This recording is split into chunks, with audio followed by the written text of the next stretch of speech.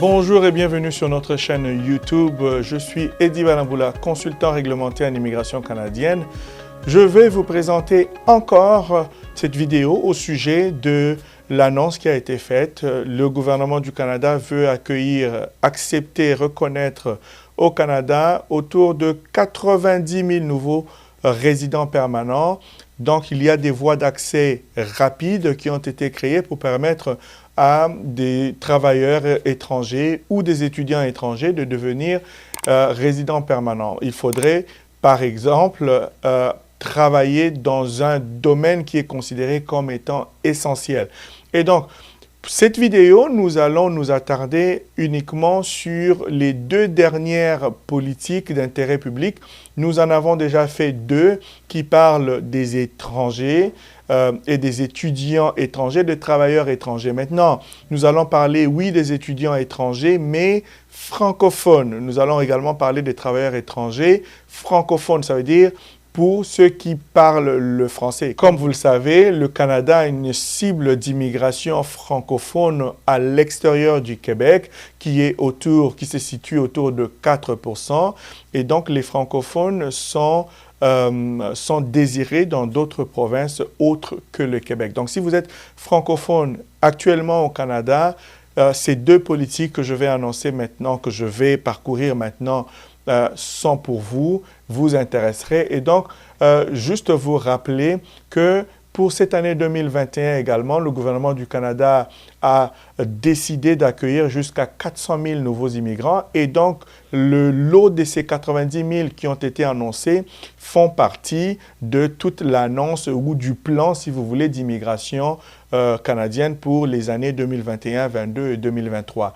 Pour la totalité de ces 3 années, nous devons accepter ici au Canada jusqu'à 1 200 000 nouveaux immigrants. Alors, sans plus tarder, nous allons regarder cette politique d'intérêt public qui a été annoncée et qui touche particulièrement les travailleurs étrangers francophones ainsi que les étudiants étrangers francophones. Donc, il s'agit ici des étudiants, l'octroi de la résidence permanente aux étrangers d'expression française qui se trouvent au Canada, mais encore une fois, nous l'avons indiqué, hors Québec, et qui ont récemment acquis une expérience de travail canadienne dans une profession jugée essentielle. Et donc, comme vous le voyez, nous vous l'avons déjà indiqué, le Canada a l'intention d'accueillir jusqu'à 400 000 nouveaux immigrants pour l'année 2021 dans son cadre, ou dans le cadre de son plan de niveau d'immigration. Et cette politique d'intérêt public cadre avec ces objectifs-là, les objectifs d'immigration canadienne. Il faudrait aussi se rappeler que le Canada voudrait relancer son économie. Et donc, nous avons besoin d'un plus grand nombre de travailleurs, un grand nombre d'expérimentés qui sont déjà sur le sol canadien afin d'aider à la relance économique et de garantir une prospérité économique future du Canada. Il ne faut pas non plus oublier qu'il y a ces questions de démographie canadienne parce qu'il y a le vieillissement de la population canadienne et une baisse de taux de natalité. Et donc, par conséquent, l'immigration, c'est vraiment la voie que le Canada privilégie pour son économie du futur. Donc, revenons ici pour vous indiquer tout simplement que c'est dans le cadre de ces informations que ces politiques d'intérêt public ont été annoncées. Et là, maintenant, nous parlons des critères d'admissibilité ou d'éligibilité pour les demandeurs principaux, encore une fois, qui sont des travailleurs qui sont au Canada en ce moment et qui ont récemment acquis une expérience de travail canadienne dans une profession jugée essentielle. Et donc, critère numéro 1, c'est d'avoir accumulé au moins une année d'expérience de travail à temps plein ou l'équivalent à temps partiel. Donc, 1560 heures de travail sont considérées comme une année d'expérience. Maintenant, il faudrait que votre profession soit dans la liste des professions qui sont jugées essentielles. Nous allons regarder encore une fois les annexes A et B pour voir quelles sont les professions qui y sont énoncées. Alors, vous ne pouvez malheureusement pas combiner l'expérience de travail pour l'expérience que vous avez acquise dans une profession de la catégorie ou bien du volet A. Cette expérience-là ne peut pas être combinée avec une expérience de la catégorie ou bien du volet B. Par contre, si vous avez une expérience dans la catégorie B, vous pouvez la combiner avec l'expérience acquise dans le volet A. Deuxième critère ou condition d'éligibilité, c'est d'occuper un emploi au Canada. Donc, vous devez en ce moment occuper un emploi au Canada dans une profession quelconque au moment de la réception de la demande de résidence permanente. Et donc, vous devez avoir une occupation, avoir un emploi au Canada et afin d'espérer être éligible à ce programme. Vous devez également, en tout cas, l'emploi visé dans les points numéro A et B, ces emplois-là, doivent satisfaire à la définition du travail, la définition de travail dans le cadre de la loi. L'autre critère, c'est que vous devez avoir obtenu le niveau 4 ou plus pour le niveau de compétences linguistiques canadien. Une chose à préciser là-dessus, c'est que vous devez absolument prendre les mesures qui s'imposent pour aller prendre réserver une place pour aller faire vos tests de langue parce qu'il y a un engouement dans ce sens-là pour les centres de tests de langue. Malheureusement, si vous n'avez pas les résultats de vos tests linguistiques, vous ne seriez pas admissible à soumettre une demande de résidence permanente parce que vous n'auriez pas rempli tous les critères d'admissibilité ou d'éligibilité. Vous devez également résider au Canada à titre de résident temporaire en ce moment et vous devez également vous trouver au Canada au moment de la réception et de l'approbation de la demande de résidence permanente. Donc, vous ne pouvez pas faire cette demande en étant à l'extérieur du Canada. Si vous êtes en ce moment à l'extérieur du Canada, malheureusement, ceci n'est pas pour vous. L'autre critère, c'est d'avoir l'intention de résider dans un territoire ou une province autre que le Québec. Nous vous l'avons annoncé ou expliqué déjà. C'est un programme pour tout le Canada, excepté le Québec. Le Québec a ses propres programmes d'immigration et donc ne fait pas partie de celui-ci. Vous devez également avoir présenté une demande de résidence permanente à l'aide des formulaires spécifiquement fournis par le ministère pour le cadre de ce programme. Vous devez également avoir présenté la demande de résidence permanente en vertu de cette politique d'intérêt public. L'autre condition, l'autre critère, et non le moindre, c'est de ne pas être interdit de territoire au Canada.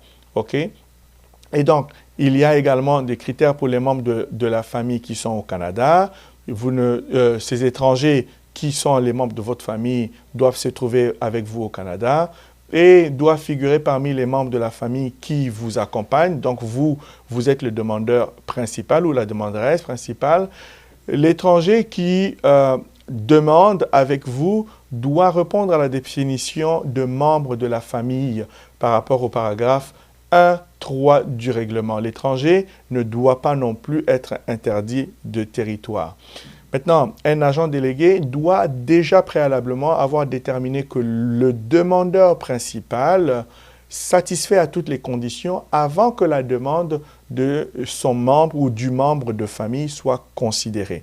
Donc, si le demandeur principal ne satisfait pas aux conditions, malheureusement, les membres de famille ne peuvent pas non plus.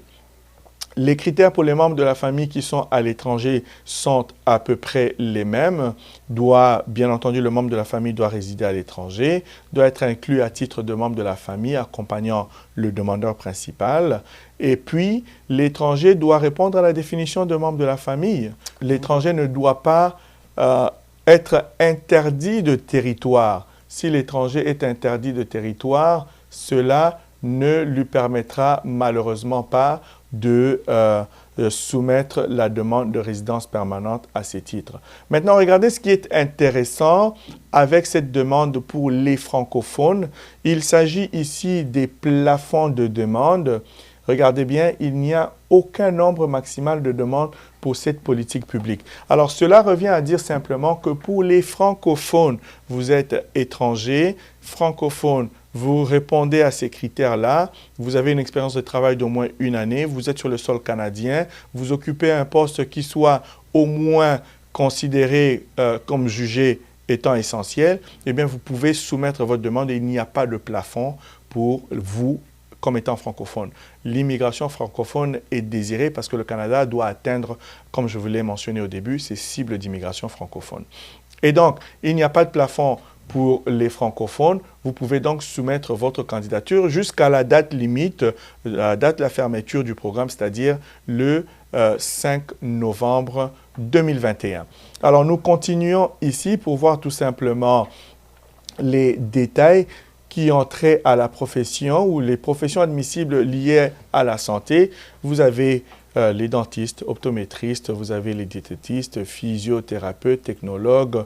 Vous avez toute une liste, les denturologistes, les hygiénistes et thérapeutes dentaires, les personnels ambulanciers, massothérapeutes, la liste est très longue. Maintenant, pour l'annexe B, c'est-à-dire les autres professions jugées essentielles, vous avez également les caissiers, caissières, vous avez les entrepreneurs,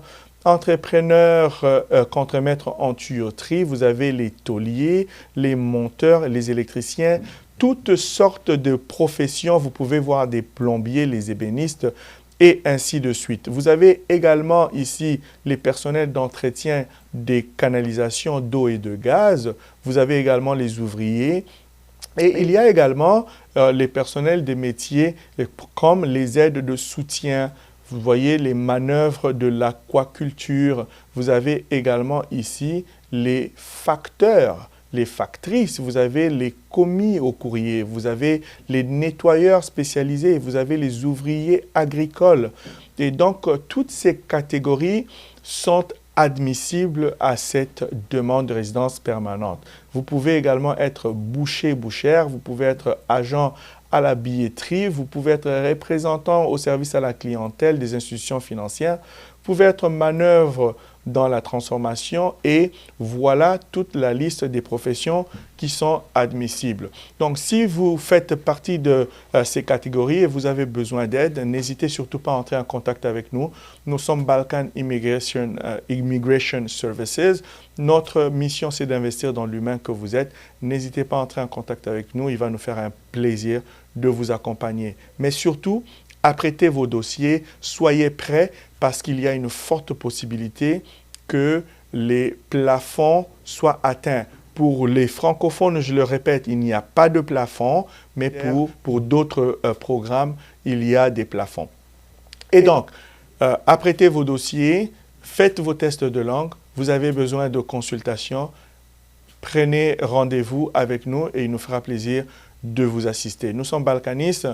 Abonnez-vous sur notre chaîne YouTube, activez la notification et partagez ces vidéos pour qu'un plus grand nombre soit au courant de ces informations.